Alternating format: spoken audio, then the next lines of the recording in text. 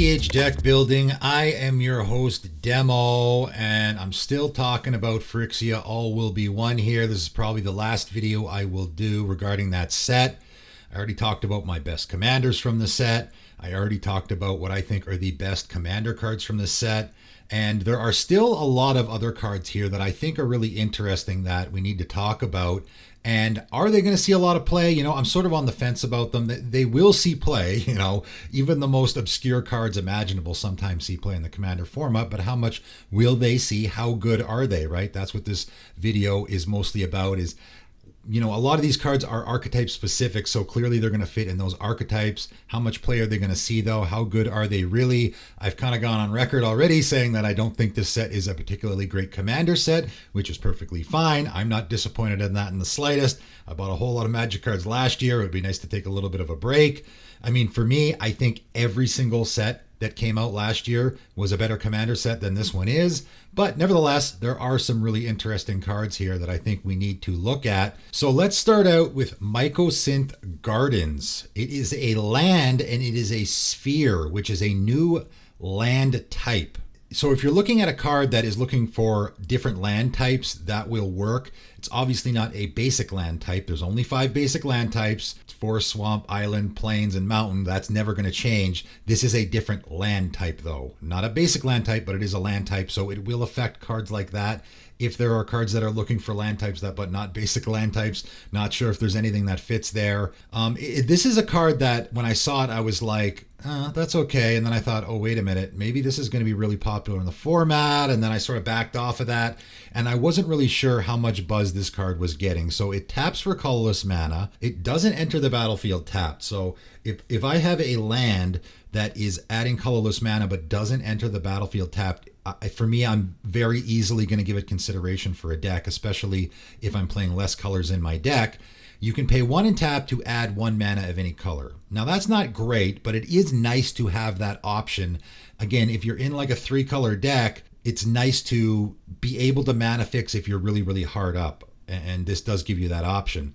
The ability that people are obviously going to go after here, though, is the last one. Pay X and tap. Mycosynth Gardens becomes a copy of target non-token artifact you control with mana value X. Now, I think that's probably a good include in any artifact tribal deck, especially if you have artifacts that you specifically want to go after. If you have a deck that is built around a very important artifact, like maybe a Panharmonicon or something, right? Maybe you have a deck that's like an ETB strategy and you got a Panharmonicon in there, you can turn this into a copy of your Panharmonicon. Why I think a lot of people are going to go after this card and possibly shoehorn it into their decks, I don't know how many people are going to do this, is because it very easily copies a Soul Ring, right? This can, for 1 mana, because obviously a Soul Ring costs 1 mana, you just pay 1 and tap it, and it becomes a copy of your Soul Ring, so now it taps for 2 colorless mana. I guess you could do the same thing with a Mana Crypt or any of those mana positive mana rocks. How many people are going to be doing that? How many people are just going to shoehorn this into their decks so that on the off chance that they have it and they have their Soul Ring, they can copy their Soul Ring with it? I guess it's a possibility. It is a good land that I definitely think could fit in a lot of decks. I think, though, you know, there might be that sort of factor there where people are shoehorning this into their decks just on the off chance they can copy their Soul Ring with it, maybe. I guess we'll see how popular this will be in the format. Moving on, though, Monument to Perfection, 2 mana artifact, pay 3 and tap. Search your library for a basic, sphere, or locus land card, reveal it and put it into your hand, then shuffle. Very interesting ability. Right out of the gate, we have an artifact that you can pay 3 mana for to go search for a basic land. So if you have a Journeyer's Kite in your deck, I don't know if anyone's still playing that. It was kind of a popular card in the format for a while. This is doing exactly that and more. You can also get those spheres. So for example, the card we just talked about, which is a sphere, there's a couple other in this set. You can also get those locuses, which is another land type that a lot of people might not be aware of. Cloud Post famously is one that actually is banned I believe in Modern. Cloud Post is banned because there was a bunch of decks similar to a Tron deck where you would just go get those locuses, put them into play, and each of them would tap for like 3 or 4 mana. So they can really get out of hand if you get a bunch of them in play. Of course, in the Commander format, you can only have 1 of each, so it's going to make it a lot less good. How many people are going to be using that ability? I don't know. I think the last ability will make it a little more enticing for people and will make it so that it does fit in quite a few more decks. Pay 3 mana, Monument to Perfection becomes a 9/9 Phyrexian Construct artifact creature token. That's pretty good. Loses all abilities and gains Indestructible and Toxic 9. That's pretty good. And of course, Toxic 9 means that it's going to give 9 poison counters to your opponents. Now, of course, not going to kill them right away, but that is pretty good. It also is indestructible, so you're turning your 2 mana artifact into a 9/9 indestructible creature for only 3 mana. That seems pretty good. Of course, you can only activate if there are 9 or more lands with different names among the basic, sphere, and locust lands you control. So, of course, they have to be basic, sphere, or locust. How easy is this going to be to pull off? You know, that's the interesting thing here. I think it would be an interesting include. Again, if you have Journeyer's Kite or maybe Thematic Compass, you could just swap it out for this, give it a shot, see if you could actually use it. If you have some locust lands or some sphere lands that actually work in your deck, might be good to throw it in there as well. How often are you going to be using that last ability? I don't know. This is a tough one to evaluate. I honestly, when I first saw it, I was like, okay, that's kind of interesting. And, you know, 9/9 Indestructible Toxic 9, that's no slouch. Could you actually build your deck around this? Maybe if you do sort of a lands deck with the spheres and the locusts. Again, it can be good to get a lot of those locusts in play. And the 9/9 Indestructible creature with Toxic 9 might be worth putting in that effort.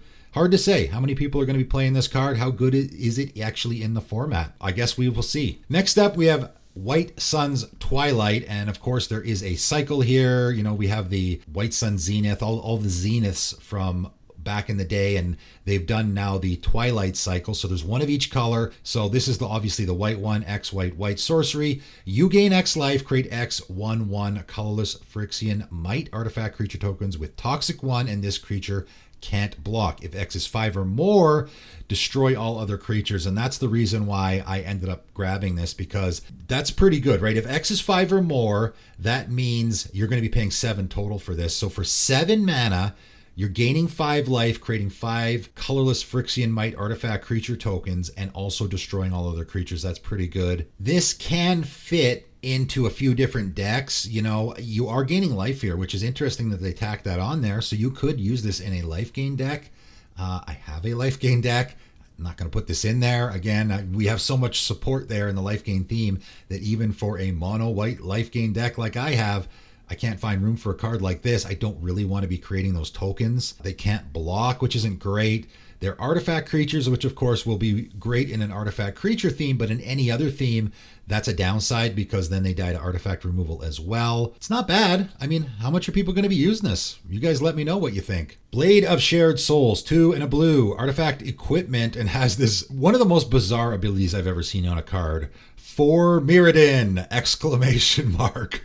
And it's so funny. I originally, when I saw this card, I saw the extended art version, which doesn't have the explanation for the ability on there, right? So what the ability does is whenever this equipment enters the battlefield, create a 2/2 red rebel creature token, then attach this to it. So of course it's like the living weapon thing with the germ token. They're doing something obviously essentially the same, except it's a 2/2 creature instead of an 0/0 creature. But that explanation wasn't there when I first saw this card because of the extended art. It just said for Mirrodin exclamation point at the top of the card, and I was like, what happened here? Is this a misprint or something?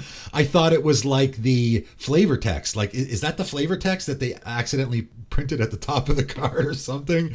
It's a very weird ability. Definitely have never seen ability with an exclamation mark on it before. I don't think so anyway. But it's actually not a bad ability. And the ability of this card is even better when Blade of Shared Souls becomes attached to a creature.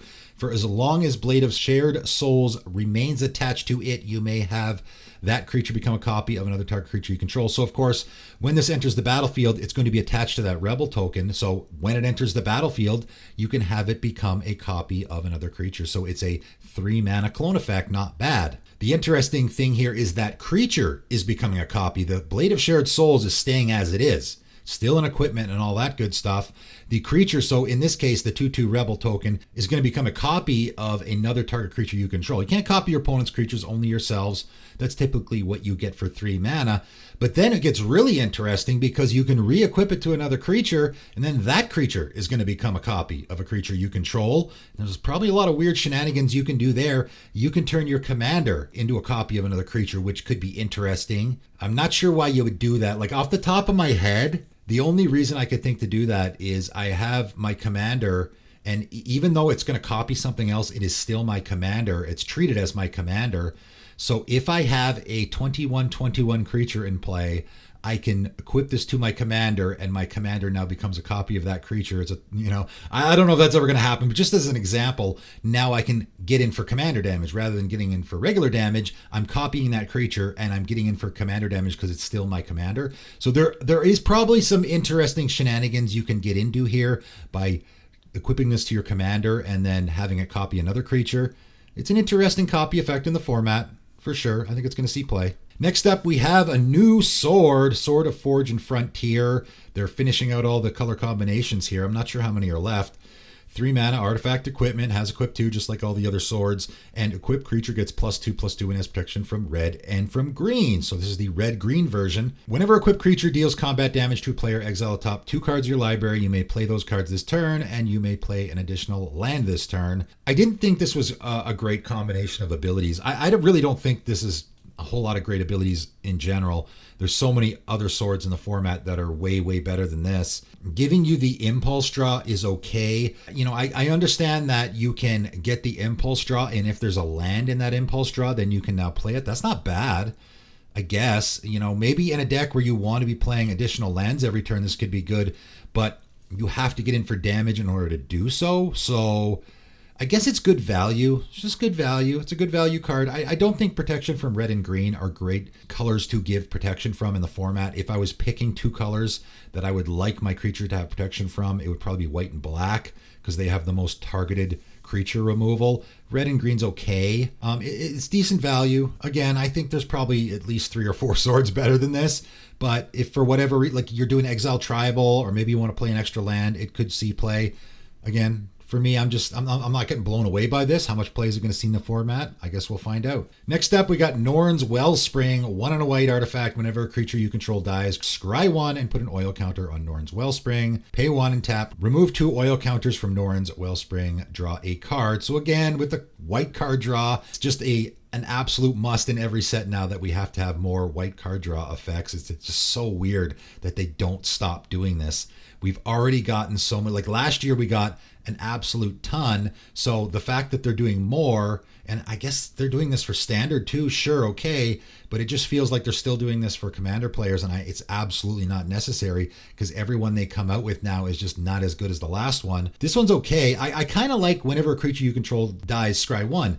That part I think is almost better than the card draw part, because if you're in an aristocrats theme, which a lot of them are in white, you can just be scrying like crazy. You're never going to, unless you have untappers, draw more than 1 card with this per turn or per turn cycle, because of course you have to tap it, so even if you have 20 counters on it, right, it's sort of like Tome of Legends. That's another one where I think in a lot of decks, Tome of Legends is probably a way better card draw option than this is. But Tome of Legends, I've used that card where I'm just piling the counters on it, but I only can draw 1 card off it on each of my turns. So how many counters I have on it doesn't really matter a whole lot. The card draw is good, of course, but the part I actually kind of like, where it might actually fit nicely into decks where you are sacrificing a lot of creatures or having a lot of creatures die, is just being able to scry every single time you have a creature die. That can be really good. I don't think it's a fantastic white card draw option because we already have better ones in my opinion, but it is one, I guess, if you're looking for it. Another one if you're looking for it, because 1 card draw option isn't enough. Staff of the Storyteller, 1 and a white artifact. When Staff of the Storyteller enters the battlefield, create a 1/1 white spirit creature token flying. So it's making a token as soon as it comes into play. So 2 mana, make a token is not bad, especially since it has flying. So it could fit in some token themes. I have a Benny Brax deck. Could this fit in there? Maybe. Whenever you create 1 or more creature tokens, put a story counter on Staff of the Storyteller and pay white and tap, remove a story counter from Staff of the Storyteller, draw a card. So it's doing a very similar thing to the last card. In fact, it's almost identical, except instead of creatures dying, it's creating tokens. So, 2 mana, You're putting counters on it. You're paying 1 to activate it. It's almost an identical card, just in a different archetype. So pretty much everything I said about the last one applies here as well. If I create 50 tokens, I can put 50 counters on this thing, but who cares? Because I can only probably tap it to draw a card once every turn anyway, right? So the amount of counters you're putting on it, you know, and I'm thinking of my Benny Brax deck. I'm not putting this in here. My Benny Brax already draws cards better than this does, right? So I don't think I want to put that in there. You know, Benny Brax is going to be a better card draw option in any token theme than this is already. So like I said, we just have so many better card draw options in the format already.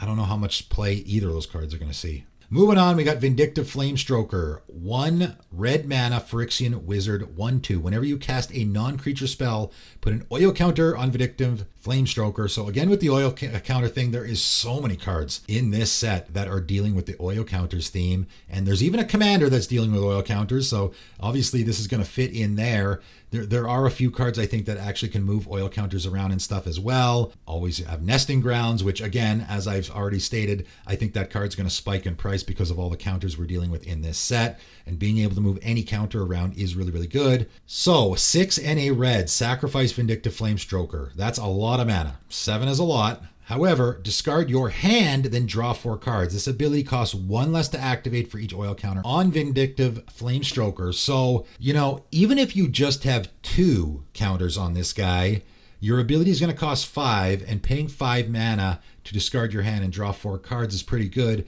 Works good in a discard theme. Again, I have a Bralin deck, which is a mono-red discard theme. Am I going to put this in the deck, right? This is a great way for me to evaluate cards. Okay, I got a deck where this could fit. Am I actually going to use it, right? I do cast non-creature spells quite a bit. It's not a super heavy creature deck, so I can put 3 or 4 counters on this guy, discard my whole hand, get a bunch of discard triggers, and then draw 4 cards. That's not bad. That's not bad. Yeah, I think, and 1 mana, it's just a 1 mana creature, right? So maybe, that's definitely a maybe, I think. Again, you know, even you think of a mono red discard deck and you think, oh, well, that's kind of fringe and weird. No, actually, there's a ton of support there. There's so much support for any theme, even in monocolored now in the Commander format, that it's tough to find stuff that actually fits with what you're doing. So even in my mono red discard theme, again, that Argentum Masticore, right? That guy is going right in my Bralin deck because that's a perfect fit. Am I going to have room for this as well? I don't know, maybe. How many people are excited about this card? How many people have decks that they think this can easily slot into? Let me know. All right, moving on to Archfiend of the Dross. This is a really interesting one. 2 black, Phyrexian Demon, 6/6 with flying. So you got a 4 mana creature that is a 6/6 flyer already. That's pretty good, but of course it's going to have some downsides. Archfiend of the Dross enters the battlefield with 4 oil counters on it at the beginning of your upkeep. Remove an oil counter from Archfiend of the Dross. Then, if it has no oil counters on it, you lose the game. Whenever a creature an opponent controls dies, its controller loses 2 life. So, in order to evaluate this card, we have to look at it in 2 separate ways. We have to first look at the good things, right? The good things is this is a 4 mana 6/6 flyer. That's fantastic. And whenever a creature an opponent controls dies, its controller loses 2 life. That's really fantastic, right? So it does fit in a lot of themes where maybe you're killing your opponent's creatures all the time. But of course, creatures your opponents in control are dying all the time anyway. Now, at the beginning of your upkeep, remove an oil counter from it. Then if it has no oil counters on it, you lose the game. That's obviously not good. And it's going to have 4 oil counters on it. So it's going to take at least 4 turns for it to do this, which is a lot. 4 turns is a lot. After you play this, say you played on turn 4, 4 more turns, that's turn 8. The game might be over by then, right? You can almost get around that ability without having to worry about it at all. All right, just because it's going to take a while to remove those oil counters. This can be extra good, first of all, in a proliferate theme where you can proliferate those oil counters like in an Atraxa deck, and you're never going to have to worry about removing all of them because you're always going to have lots of oil counters on there. Also, where I think this is probably the best fit is in an Aristocrats theme where you're sacking creatures already, right? Because you obviously, you know, you probably will have Grave Pact type of effects that when I sacrifice my creature, my opponent has to sacrifice one as well. So that when an opponent creature's dies thing works really, really good here. It's a you know, sort of a Blood Artist effect, I guess. But also, you can sacrifice your Archfiend of the Dross, right? You're going to have lots of sack outlets in your deck. So if at any time this gets a little sketchy and you're actually worried about losing the game, you just sacrifice this guy. Get rid of it. Don't have to worry about it anymore, right? I just did a deck doctor for a patron of mine. It was a Braids deck.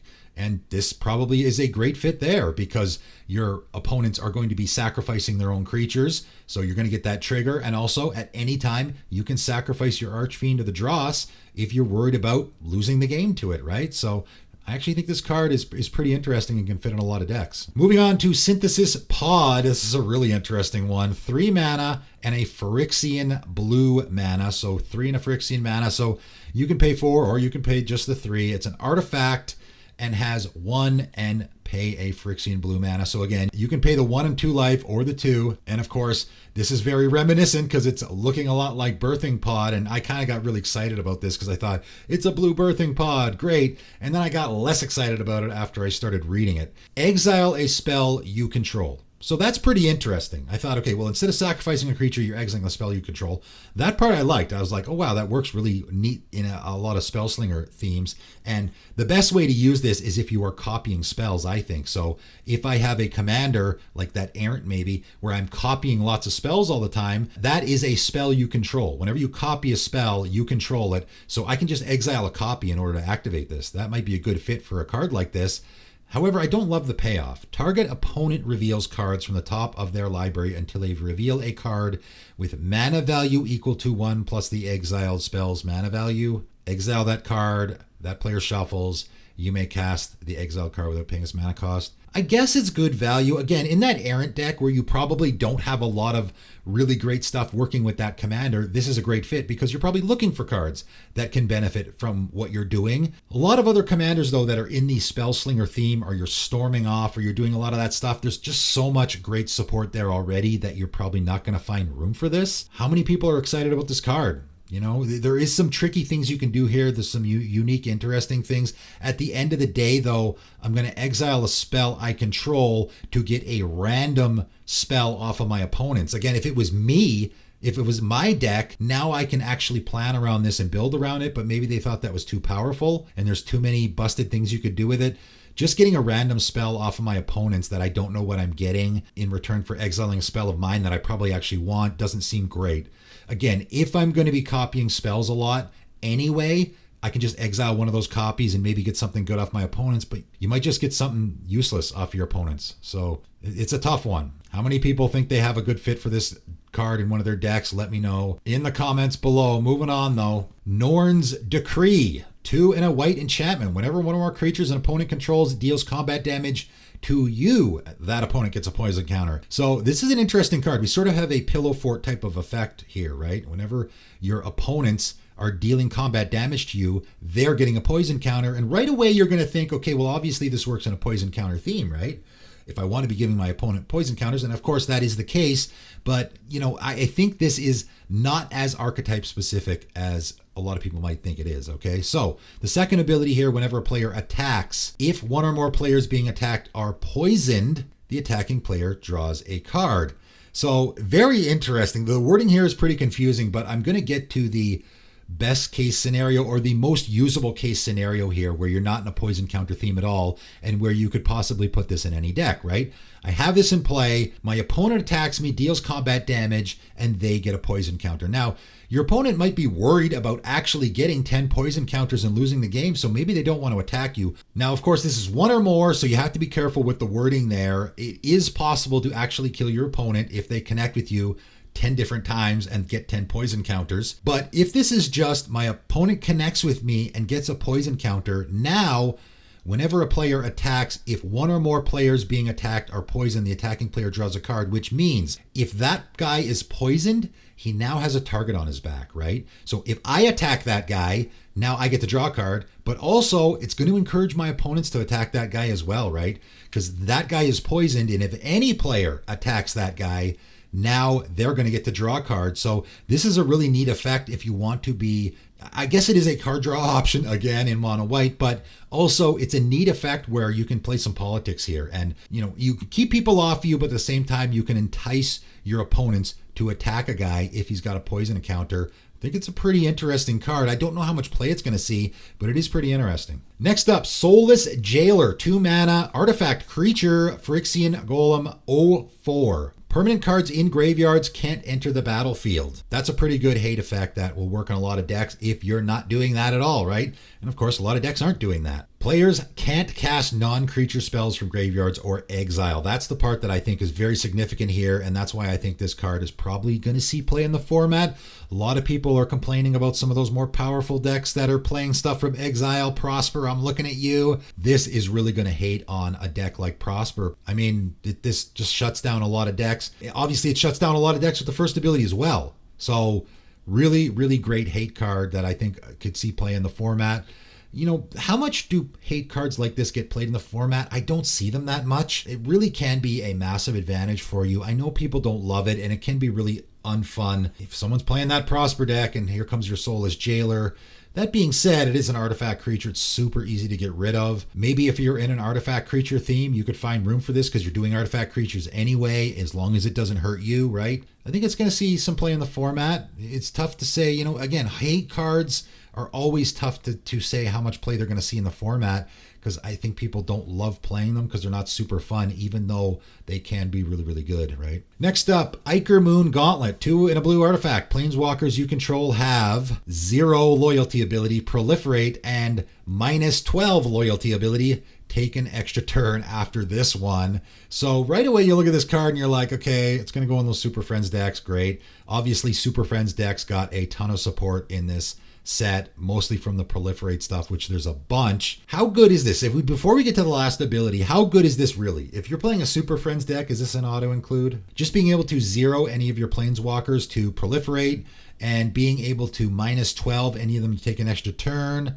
You know, I guess if you have like 4 or 5 planeswalkers in play, it probably would be really easy to just take infinite turns here, but you got to have a lot of planeswalkers in play in order to make that happen. Getting away from that, though, and I had a lot of people on my Discord actually sort of freaking out about this card because of that ability, but that part doesn't worry me a whole lot, and I don't even like planeswalkers, and that part doesn't really worry me a whole lot. I think the second ability is what people need to focus on more. Whenever you cast a non-creature spell, choose a counter on target permanent. Put an additional counter of that kind on that permanent. Again, that works with the planeswalker thing, but it works with a whole bunch of other things as well. You just think of a, you know, really fringed, janky commander like a Chisei Heart of Oceans. There's a commander that you want to be putting counters on stuff so that you can remove them.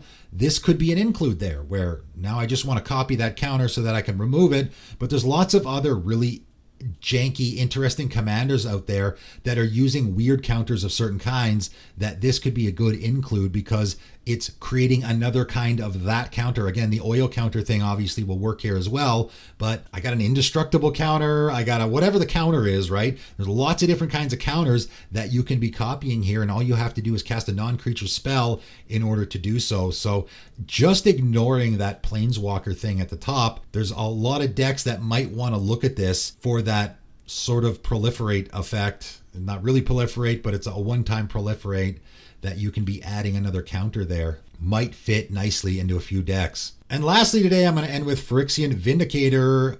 4 white mana. White. Phyrexian Horror 5/5 with flying. So this is not going to be the easiest thing in the world to cast. A mono white deck's not going to have a problem here. 2 color, it's going to get a little bit more difficult. Where are you going to go from there? That's one of the main reasons why I didn't put it in my top 10 for the set, is because of the casting cost, and it's really going to limit the decks it can go in, which I like, because this ability actually is really, really good. If damage would be dealt to Phyrexian Vindicator, prevent that damage. When damage is prevented this way, Phyrexian Vindicator deals that much damage to any other target. That's a phenomenal ability, of course. And obviously, this is sort of an homage, or the white version of Phyrexian Obliterator, which is also reprinted in the set. Which, again, that's a card you could put in any deck. It's always going to be fantastic, but how many decks can you play it in? Because there's so many black pips, right? The same goes for here. This is a card that could be good in any deck. You can just leave this guy up as a blocker all the time. And whenever he blocks, doesn't matter how big that creature is, you're going to prevent the damage to it, and when the damage is prevented, you're going to deal that much damage to any other target, so you can at the very least likely kill the creature that's attacking you that just dealt damage to your Phyrexian Vindicator. I mean, there's just a lot of really neat ways to use this. I guess it would probably go in a Jared Carthelian deck, would it go in? Because you're that theme where you are dealing damage to yourself a lot. Stuffy doll decks, you know, any deck like that where you're hitting your own creatures a lot for damage. How many of those decks is this going to fit in? Again, it's got the 4 pips. So are you going to try to shoehorn this into your Jared Carthalion deck? It's probably a fantastic fit, but it might be pretty difficult to cast, right? So how often is this going to see play? Again, if this was 2 white, I probably would have had it in my top 10 for sure, because it would have been just bananas. 4 mana creature that does that. Even if it was 3 white, I probably would have had it in my top 10, because that's just a fantastic ability that can be usable in any deck and is extra good in the decks that can take advantage of that ability. How much play is this going to see, though, just because of the 4 white pips? Again, a Phyrexian Obliterator is a card that I don't see that much, because I think it's really hard to cast in most decks that aren't mono black. So how many people are going to be putting this in a deck that is mono white just because it's a great card? How many people are going to be putting this in a deck where it fits, even though it might be difficult to cast because of those 4 white pips? You guys let me know in the comments below, and let me know in the comments below what you think of all these cards. There's definitely some interesting ones here that are for sure going to see play in the format, no doubt about it. Again, I didn't think it was a stupendous commander set. It's still got some really interesting cards here, some great ones that are for sure going to see some play, and then ones that are maybe more archetype specific that are going to be in more fringe decks. Some interesting ones that it's kind of hard to evaluate how much play they're actually going to see. Let me know what you guys think, but that is it for today, and thanks for tuning in.